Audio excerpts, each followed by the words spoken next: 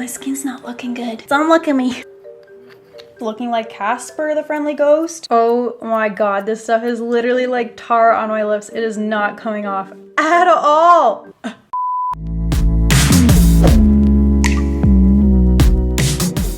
Hey guys, it's me Sylvia, back with another video. Welcome back to my channel. So today I'm gonna be doing my full face of makeup using products that Amazon has basically picked out for me. What it is you just type in like primer, foundation, concealer, and then the first product that comes up out of all the searches is the one that you have to use. So I already did this for all of the makeup products that I need to use for a full face. A lot of them are like Amazon brands that I haven't really tried before, which I think is gonna make this even more fun and interesting. Are they hits? Are they misses? What are we gonna look like after this? I don't know. It's all a mystery. But before we get into the video, make sure you subscribe to my channel by clicking that little red button, and then also turn on my notifications so you can be notified every time I drop a new video. I drop 2 a week and you're gonna love them. Without further ado, let's get right into the video. So for primer, the first product that popped up was the Rimmel London Stay Matte Mattifying Makeup Primer. I feel like this is one of the only products in the video that I actually have tried before, and I like this primer, so I was not disappointed with this choice. Okay, so it's super mattifying. I don't know why I use that much, because really I only use like mattifying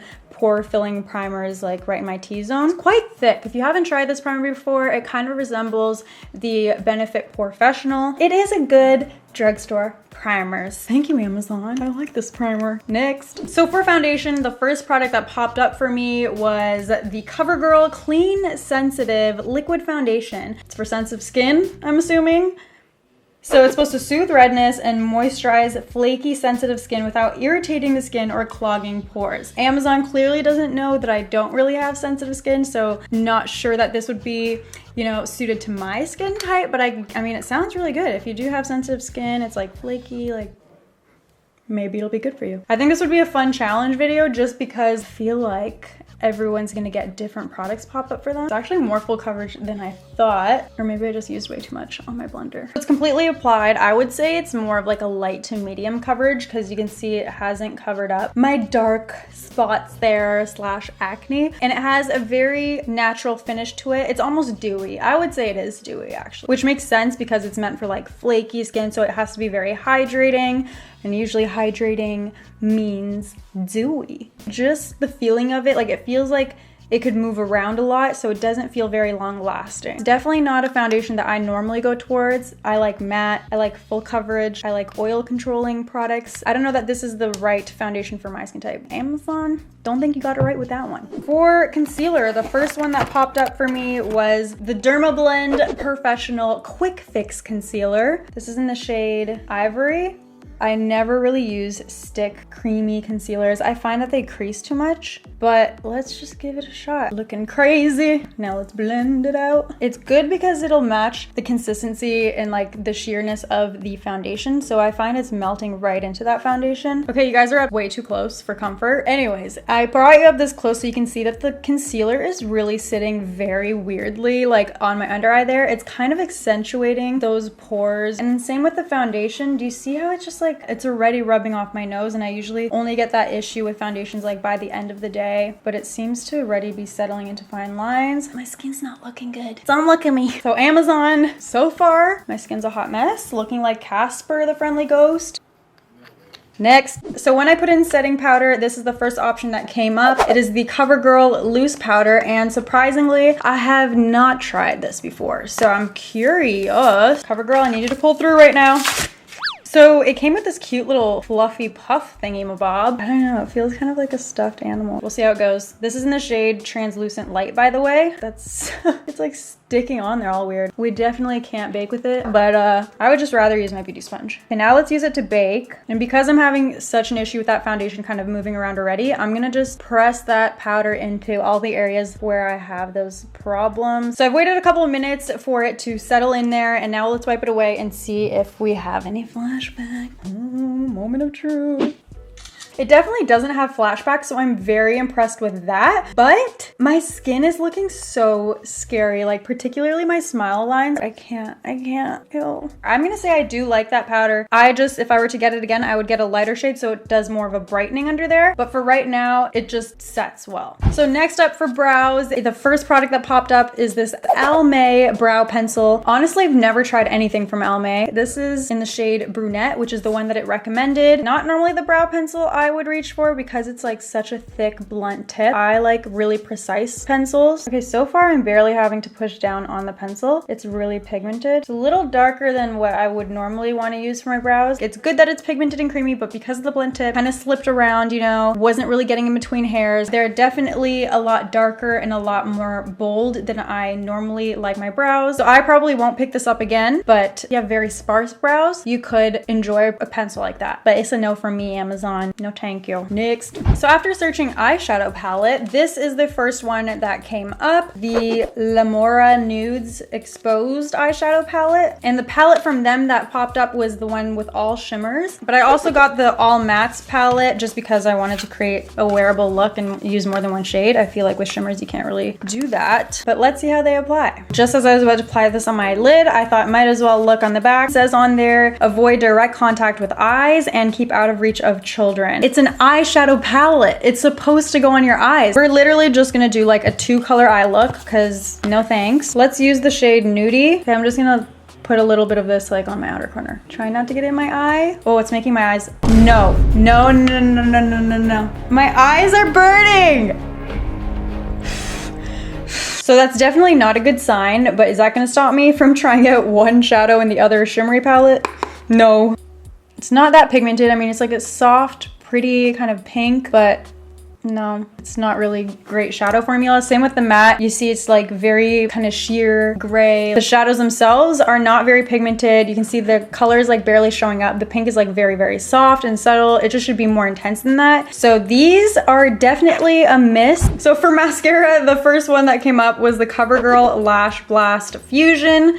I haven't used this in a very long time, and honestly, I forget what it was like. It's a very fat one with like tiny, short little spikies. These type of ones usually scare me because I always poke myself in the eye with them, just being honest. So let's apply just on my lower lashes because obviously I have eyelash extensions and you're not supposed to put mascara on them. Ew, look at my skin. This is gonna be on the internet forever. That's so embarrassing. Definitely not a type of wand that I would recommend for the lower lashes because it's so big. It's kind of hard to get in there. So these are my lashes after a couple layers. For the lower lashes, not bad, not my favorite, but I think it would be a lot better for the upper lashes that I just can't test out. I don't know, have you guys tried this one? Let me know in the comments, what do you think? Do you like it? Should we recommend to the S Club or not? So now let's move on to the face makeup. I searched bronzer on Amazon and this came up. It's the Elizabeth Mott Whatup Beaches Matte Bronzer. Which I have to say I'm a fan of the name, but I've never tried Elizabeth Mott before. So let's apply. It's definitely not as dark as I thought, as long as you're kind of careful with it and not applying too much. Bronzer's on, and I like that it was like soft at first, and then you could build it, but I don't know that I'm feeling the color too much. So it has a little bit of like grayness here, like it kind of looks muddy, because that doesn't look natural. I think that foundation is just making everything look bad because it looks really splotchy, and my complexion right now is just not doing anything else justice. And I just don't like hating on products, so usually I can always find something I like, but we're not having a good time here. So next up is blush. The first product that popped up was CoverGirl's Cheekers blush. It's a very bright pink. That's actually really pretty because it's subtle and it has a little bit of a shimmer to it, which I've kind of been liking in blushes recently because it gives your cheeks like a nice youthful glow. So the blush is on, even though I normally wouldn't pick this shade for myself. I think it worked out. I probably wouldn't use this when I'm breaking out my cheeks because that shimmer accentuates it, but on this side it's very, very pretty, and I feel like when you smile, you kind of have that Chrissy Teigen cheek glow. So next up is highlighter. When I searched that, this palette came up from Beauty Creations Baked Pops palette. It's really, really cute. It has a little mirror. It has 4 baked highlighters in there. So let's swatch a couple. That's pretty. That's really pretty. I'm gonna use this shade. Looks like a nice mixture in there of different colors. Oh, that's pretty. I feel like it's not that finely milled though. You can kind of see it sitting on top of my skin. I feel like in pictures and video, it'll look good and intense, but kind of like in person and in the sunlight, you'll be able to see that it's kind of just sitting on top there and you can see the powder. I like it. I think it's really pretty. Now we're gonna have to go back to the eyes because I forgot I ordered an eyeliner. When I searched liquid liner, the first thing that came up is this liner from Lavish. It says it's a pen eyeliner and eyelash growth serum. Wow. It says you should see significant lash growth in 6 to 8 weeks. So let's try it out. Ooh, it's very precise. You'd barely have to press down, so I like that. That was magic. The liner is on this eye, and you guys, that was actually really, really bomb. It was very easy to do because it has such a precise tip and it comes out very jet black. The product comes out really easily. I'm gonna do the other eye and I'll give you guys my final thoughts. So both eyes are done, and I do really, really like the eyeliner pencil. If it does also help your lashes grow, I think that's bomb. So yay, we have another hit. Amazon, thanks for suggesting that one because I do really like it. I will be using it again. Moving on. So now for lips, I just put in liquid lipstick, and the first product that popped up is the LA Splash Velvet Matte Liquid Lipstick. This is another first. It really just looks like a knockoff Lime Crime. It's also kind of broken up in there. That's not too promising. That does not look good. Looks kind of crusty.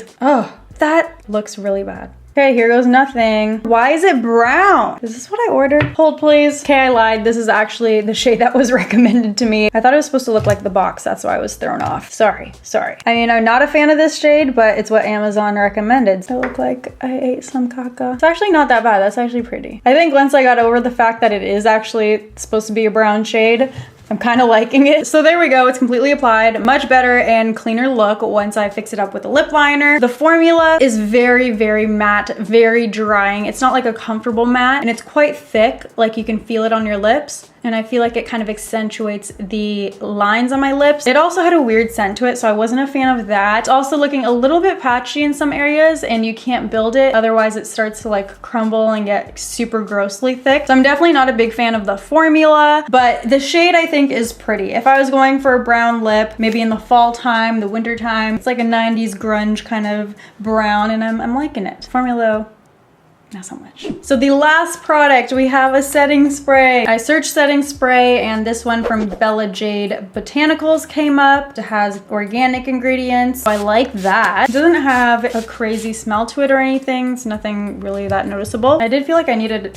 quite a few spritz though. Maybe I just had it too far away. I'll push that in with a beauty blender. So it says it's supposed to be moisturizing and nourishing, so I was kind of expecting it to give me more of like a dewy complexion, maybe like the Tatcha Dewy Mist, but it's not. It kind of feels like a MAC Fix Plus type of setting spray, and I'm gonna say that I like it. I think it did what a setting spray is supposed to do, and the fact that it's natural and organic, I like that. It's good for you. Let's put some more. I feel like I didn't get enough. You know, I always overdo it with the setting spray. Okay, you guys, so this is the finished look after choosing the very first product that pops up. There was a lot of misses. The only products that I actually kind of liked and will probably use again is the blush, the eyeliner, the mascara, and maybe the highlight. I like the highlight palette too. Other than that, like, I'm really disliking how my complexion looks. The foundation has settled into fine lines. It's kind of rubbing off already on my nose. It didn't really stay when I set it with the powder. It kind of just like lifted and made it even more patchy. And then because of that, like, I'm not sure if that's the reason the bronzer kind of looks